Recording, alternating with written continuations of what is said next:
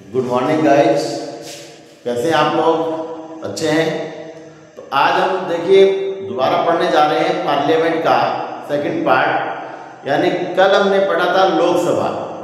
लोकसभा के लास्ट में हमने छोड़ा था कि भाई लोकसभा के अंदर सीटों को लेकर के जो भ्रम है वो भ्रम मैंने दूर किया था।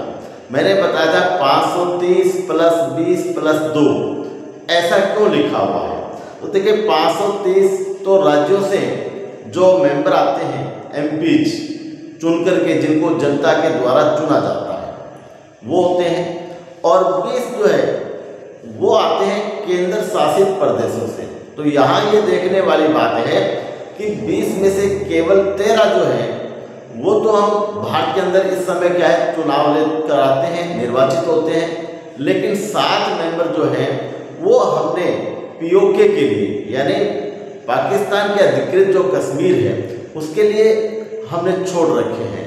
तो इसलिए 20 में से केवल और केवल 13 का ही चुनाव होता है, इसलिए 543 है।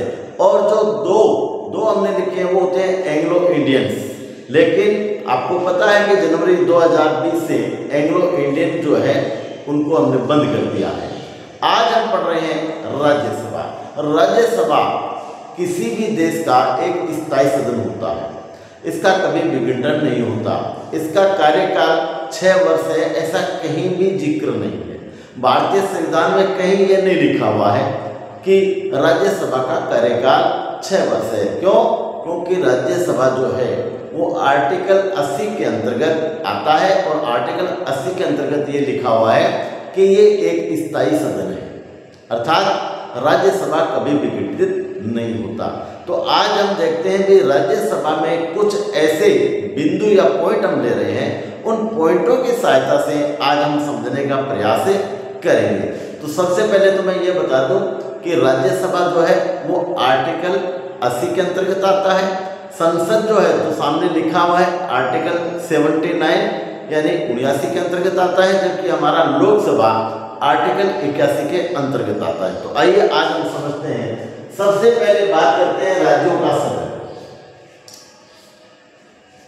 मैं आपको बता दूं कि राज्यसभा जो है वो राज्यों का सदन है, क्योंकि राज्यसभा जो है वो संघीय राज्य होने का जो रूप है उसको प्रदर्शित करता है, अर्थात सारे राज्य मिलकर के एक संघ का निर्माण करते हैं। इसीलिए भारत को एक संघात्मक शासन व्यवस्था वाला देश कहा जाता है। अब यहाँ देखिए राज्यों का सदन, अर्थात राज्यसभा जो है अप्रत्यक्ष रूप से राज्यों के लोगों का प्रतिनिधित्व करती है, जो प्रत्यक्ष रूप से नहीं होते। क्यों नहीं होते? क्योंकि हमारे वोट डायरेक्ट राज्यसभा के सदस्यों को नहीं जाता। हमारे द्वारा जो चुने हुए जो एमएलए होते हैं यानी विधानसभाओं के जो सदस्य होते हैं उनके ही वोट लगते हैं। इसीलिए राज्यसभा के अंदर केवल वही केंद्र शासित प्रदेश शामिल होते हैं जहां पर विधानसभा होती है। सभी केंद्र शासित प्रदेशों को इसमें शामिल नहीं किया जाता। इसमें जैसे नई दिल्ली हो गई, पांडिचेरी हो गई, ऐसे राज्य जहां पर विधानसभाएं हैं उनके सदस्य ही इसके चुनाव में भाग लेते हैं। तो पहला पॉइंट आपका हो गया राज्यों का सदन। अब बात करते हैं इस संख्या की। देखिए आर्टिकल 80 के अंतर्गत लिखा हुआ है कि राज्यसभा के अंदर अधिकतम 250 सदस्य होंगे। तो अगर ये बात आती है कि अधिकतम कितने सदस्य हो सकते हैं तो 250। वर्तमान में ये है 245। वर्तमान में 245 के ऊपर चुनाव होता है। इस बात का हमें ध्यान रखना है। क्यों? क्योंकि 245 है, उनमें से 233 का तो चुनाव होता है, वो तो निर्वाचित होते हैं, और 12 सदस्य जो होता है वो राष्ट्रपति के द्वारा मनोनीत किए जाते हैं, नॉमिनेट होते हैं। और राष्ट्रपति जो है उनको मनोनीत करते समय यानी आर्टिकल 83 के अंतर्गत ये लिखा हुआ है। आर्टिकल 83 में इस बात की चर्चा है, किस बात की? कि भाई 12 सदस्य राष्ट्रपति मनोनीत करता है, और इसके अंदर भी राष्ट्रपति पूरी तरह स्वतंत्र नहीं है। ये भी मंत्री परिषद से परामर्श लेकर के, सलाह लेकर के वो ऐसे व्यक्तियों को मनोनीत करता है जिसमें 4 प्रकार के लोगों को शामिल किया गया है। इसीलिए इसको शिक्षित वर्ग का, राज्यसभा को शिक्षित वर्ग का सदन कहा गया है। यानी नंबर 1 विज्ञान, ऐसे व्यक्ति का सिलेक्शन किया जाता है, मनोनीत किया जाता है जो विज्ञान के क्षेत्र में एक्सपर्ट होता है। इसमें एक्सपर्ट लोगों को ही लिया जाता है। दूसरा है साहित्य, जो अच्छा साहित्यकार होता है, जो अपने क्षेत्र में एक्सपर्ट होता है साहित्य के, उसको मनोनीत करता है। और तीसरा होता है समाज सेवा या समाज सेवी, यानी भारत के अंदर कोई ऐसा व्यक्ति जो समाज सेवा को लेकर के बहुत ही अच्छा काम कर रहा हो, प्रसिद्धि प्राप्त कर रखी है, ऐसे व्यक्ति को ये चुनते हैं। और फिर आता है कला।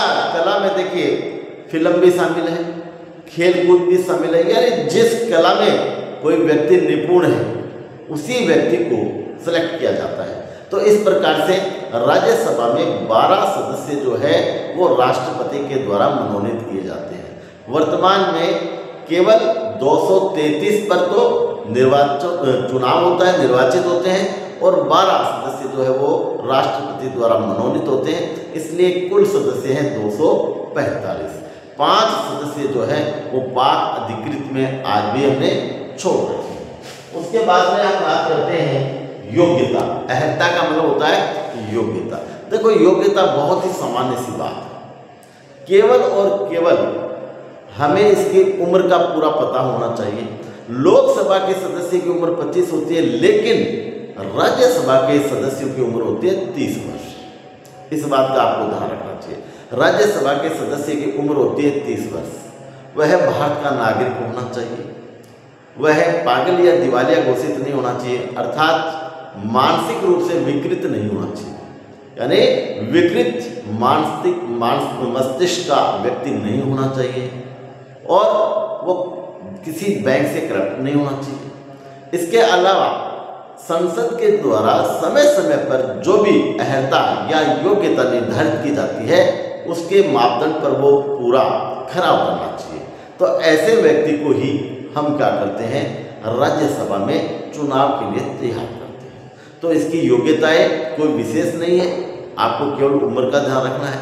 लेकिन राज्यसभा का पदेन सभापति होता है, वो होता है उपराष्ट्रपति। लेकिन पदेन सभापति होने से पहले वो हमारे देश का उपराष्ट्रपति है, इसलिए उसकी उम्र कम से कम 35 वर्ष होनी चाहिए।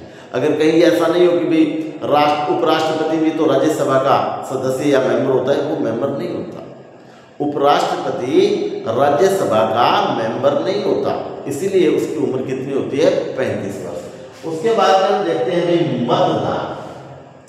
इनमें मतदान कौन करता है, तो मैंने पहले ही बता दिया कि राज्यसभा के जो मेंबर होते हैं उनको चुनने के लिए विधानसभाओं के चुने हुए यानी निर्वाचित सदस्य जो होते हैं वो मत करते हैं, यानी हमारे जितने एमएलए होते हैं वो मतदान करते हैं। बात आते हैं नामांकन की। किसी भी राज्यसभा के सदस्य का जब नामांकन पत्र भरते हैं तो एक कंडीशन है कि कम से कम 10 लोगों के द्वारा, यानी 10 मेंबर होने चाहिए राज्यसभा के। 10 मेंबर जो होते हैं उनके द्वारा उनके नाम के लिए सिफारिश जरूरी है, अर्थात कम से कम 10 मेंबर उसके फेवर में होने चाहिए। फिर बात आती है मतदान। ये किस पद्धति से मतदान होता है, यहाँ इसका जिक्र किया गया है। तो ये आपको बहुत ही अच्छी तरह याद रखना पड़ेगा कि राज्यसभा के लिए जो मतदान की व्यवस्था की गई है वो राष्ट्रपति को जो मतदान होता है सेम वही, यानी आनुपातिक पद्धति के द्वारा इसको मतदान किया जाता है। तो आप कह सकते हैं आनुपातिक प्रतिनिधित्व, मत प्रणाली एवं एकल संक्रमण पद्धति के द्वारा इसका मतदान किया जाता है। इसका मतलब क्या हो गया कि एक व्यक्ति जो होता है वो अपना वोट देता है, लेकिन जितने उम्मीदवार खड़े होते हैं उन सभी उम्मीदवारों को वो अपना एक एक वोट देता है, अर्थात वो अपनी इच्छा के अनुसार उनकी जो कौन व्यक्ति उसको ज़्यादा अच्छा लग रहा है वरीयता के आधार पर वोट देता है। जैसे सामने मान लीजिए आपके 5 आदमी खड़े होंगे, 5 नंबर खड़े हैं, A, B, C और D और E। अगर यहाँ से मैं वोट देने जा रहा हूँ तो मान लीजिए मैंने पहला वोट जो है पहली बैलेट इसको दी है, फिर दूसरा इसको दिया, इसको तीसरा, इसको चौथा, इसको पांचवा। तो मेरी काउंटिंग जो है तो ये 1 नंबर के अंदर जो है जिसको पहली प्राथमिकता मैंने किसको दी है या जो मतदाताओं ने पहली प्राथमिकता जिसको दी गई है उसी को निर्वाचित किया जाएगा। अर्थात एक व्यक्ति सबको वोट देगा लेकिन अपनी पसंद के अनुसार वो किसको फर्स्ट प्रायोरिटी पर रखता है, किसको सेकंड पे रखता है, ये वोट देने वाले पर निर्भर करता है। तो यहाँ मतदान जो होता है और जो मत जो होता है इन दोनों में सेम ही बात है कि मत देते समय एक वोट व्यक्ति का एक ही वोट मान्य होगा। अर्थात उसने एक ही वोट दिया है, हालांकि सबको एक एक दिया है लेकिन अपनी पसंद के अनुसार दिया है। फिर होता है वोटों का मूल्य। बहुत ही सिंपल इनका रिजल्ट नहीं बनता, इनकी जो काउंटिंग है वो एक विशेष तरीके से निकाली जाती है। तो वोटों का मूल्य जो होता है वो किस सूत्र से निकाला जाता है? वोटों का मूल्य का मतलब ये हो गया कि निर्वाचित जो सदस्य हैं उनको 100 से मल्टीप्लाई करना पड़ता है, यानी निर्वाचित सदस्य इंटू 100 100 आप कह सकते हैं। वोटों का मूल्य जब निकालते हैं तो यह फॉर्मूला लगेगा, जितने भी निर्वाचित सदस्य हैं, निर्वाचित सदस्य उनको 100 से मल्टीप्लाई करेंगे और इससे वोटों का मूल्य निकलता है। तो समझ में आ गया। अब बात आती है जीत के लिए कोटा। एक निश्चित वोट, जैसे राष्ट्रपति को निश्चित यानी 50% जो वोट लेने पड़ते हैं, वैसे ही राज्यसभा के मेंबर को निर्वाचित होने के लिए एक निर्धारित कोटे को पारित करना पड़ता है और निर्धारित कोटा प्राप्त करना पड़ता है। और निर्धारित कोटे के लिए एक फॉर्मूला है, एक सूत्र है, और वो सूत्र क्या है भाई? नंबर 1,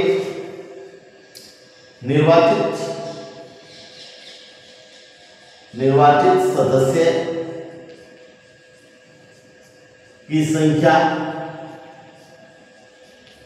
और उस राज्य की सीटें, उस राज्य की सीट +1 और यहां +1 ऑब्लिक आपको क्या करना होगा? 100। आपको इस सूत्र के द्वारा जो निर्वाचित सदस्यों की संख्या ऑब्लिक सीट +1 और फिर जो आता है उसके अंदर हम किसका भाग देंगे भाई? 100 का भाग दे देंगे। तो इसके द्वारा जो जीत के लिए जो कोटा है उसको निर्धारित किया जाता है। अर्थात पहले तो हम किसी भी राज्य का, जैसे मान लो राजस्थान में 200 एमएलए हैं तो हम लिखेंगे 200, और उसके बाद में जैसे राजस्थान का मैं एक एग्जाम्पल दे देता हूँ आपको। जैसे मान लीजिए 200 बटे यहाँ सीट हमारे 10 है तो 10 + 1 और जो आएगा उसमें हमें भाग देना है 100 का। तो इससे हमें क्या प्राप्त हो जाएगा? जीत के लिए कोटा प्राप्त हो जाएगा। अब आता है क्रॉसिंग वोटिंग। राज्यसभा में क्योंकि स्थायी सदन होता है इसलिए वोट क्रॉसिंग नहीं हो जाए तो पार्टियां जो है वोट क्रॉसिंग को रोकने के लिए आर्टिकल 249 को यूज करती है। आर्टिकल 249 में ये लिखा हुआ है कि राज्यसभा के अंदर जब वोटिंग होती है ना तो जो वोट दे रहा है वहाँ अपनी पार्टी का जो एजेंट बैठा है उसको अपना वोट दिखा करके और वोट कास्ट करता है, अर्थात वोट डालता है। इस प्रकार से आर्टिकल 249 के तहत क्रॉस वोटिंग को रोका गया है। और यह आर्टिकल होता है 312। 312 किससे है कि 312 में यह लिखा हुआ है कि संविधान में जब संशोधन किया जाता है तो राज्यसभा को लोकसभा के बराबर ही हिस्सेदारी लेने का पूरा अधिकार है। अर्थात संविधान संशोधन करते समय जो लोकसभा में प्रक्रिया अपनाई जाती है वही प्रक्रिया राज्यसभा में भी अपनाई जाती है। तो इस प्रकार से हमारे राज्यसभा का महत्व बहुत ज़्यादा बढ़ जाता है। और राज्यसभा जिसको कि हमने आज पढ़ा है वो भारत के लिए एक स्थायी सदन होता है। और इसका कार्यकाल की बात करें तो इसका कार्यकाल प्रत्येक 2 वर्ष के बाद 1/3 सदस्य रिटायर हो जाते हैं। प्रत्येक 2 वर्ष के बाद 1/3 सदस्य रिटायर हो जाते हैं। इस आधार पर हम कह सकते हैं कि एक सदस्य का कार्यकाल 6 वर्ष होता है। अब कुछ बच्चों का एक क्वेश्चन आता है कि सर शुरू में जब यहाँ पर हमारे जो राज्यसभाओं के चुनाव हुए तो हमने उनको कैसे हटाया, मैं उसको थोड़ा स्पष्ट कर देता हूँ। देखिए हमारे यहाँ पर चुनाव हुआ था 1952 में, हमारे चुनाव हुआ 1952 में। तो राज्यसभा का गठन भी 1952 में हुआ, 1952 में। अब आप देख रहे हैं कि भाई 1952 के अंदर इस प्रकार से हमारा 3 पार्ट में हमने बांट लिया। क्यों?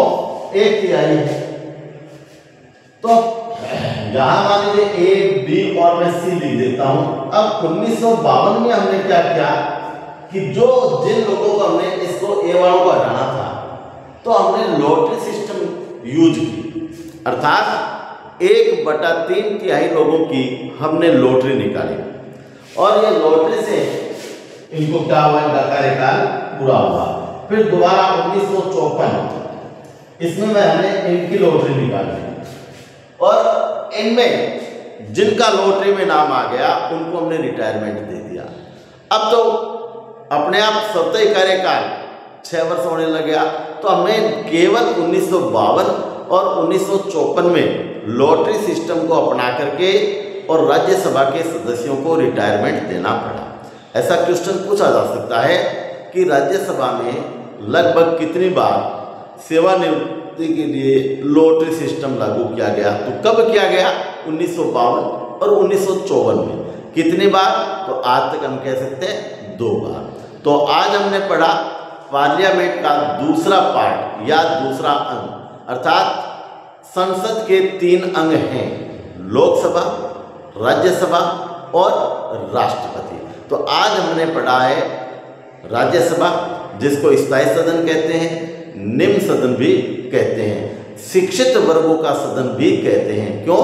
क्योंकि इसमें 12 जो सदस्य होते हैं राष्ट्रपति के द्वारा उन एक्सपर्ट को मनोनीत किया जाता है, लेकिन परामर्श लेना पड़ता है मंत्री परिषद अर्थात सरकार से।